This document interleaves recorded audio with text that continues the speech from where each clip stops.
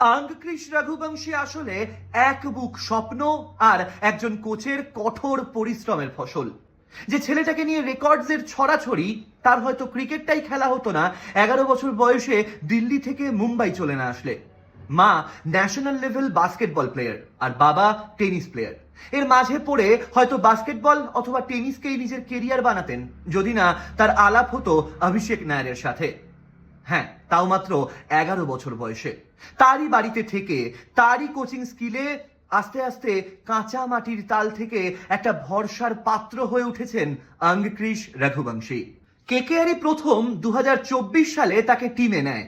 আর এখানে উল্লেখ করতে হয় অভিষেক নায়ারের কথা। তারই স্বপ্নের যথাযোগ্য পরিণতি দিতে ফার্স্ট ম্যাচ খেলতে নেমেই গুরুত্বপূর্ণ হাফ সেঞ্চুরি করে দলকে জয়ের রাস্তা দেখায় রঘুবংশীর ব্যাট।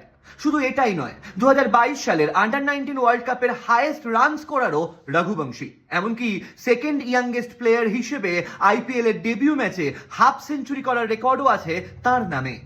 আঙ্গক্রিস মনে করেন ক্রিকেটই তার ধ্যান, জ্ঞান, ভালোবাসা সবকিছু। এই প্যাশন, এই ডেডিকেশনটুকু না থাকলে ইন্টারন্যাশনাল লেভেলের প্লেয়ারদের সাথে একই মঞ্চে কম্পিট করার মাইন্ডসেট তৈরি হয় না। খাতায় কলমে তার বয়স মাত্র 20 বছর, কিন্তু এই বয়সেই তার মধ্যে ক্রিকেট নিয়ে যে লেভেলের ম্যাচুরিটি লক্ষ্য করা যায় তা কিন্তু বেশ ঈর্ষণীয়। বর্তমানে কেকেআর এর টিমে ভেঙ্কটেশ আয়ারের মতন প্লেয়ার থাকলেও কারেন্ট কেকেআর টিম ম্যানেজমেন্ট তার উপর সবচেয়ে ভরসার ব্যাটিং পজিশন দিয়ে রেখেছেন।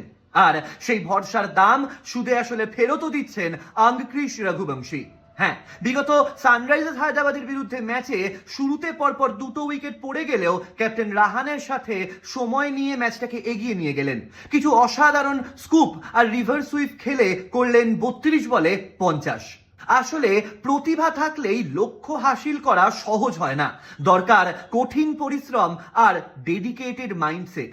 তবেই আঙ্গক্রিস রঘুবংশীর মতন ভবিষ্যৎ ভারতের তারকা ক্রিকেটার্সরা উঠে আসছে রোজ, পারফর্ম করে ম্যাচ জেতাচ্ছে তাদের টিমকে আর স্বপ্ন দেখাচ্ছে ভবিষ্যতের শক্তিশালী ভারতীয় ক্রিকেট টিমের।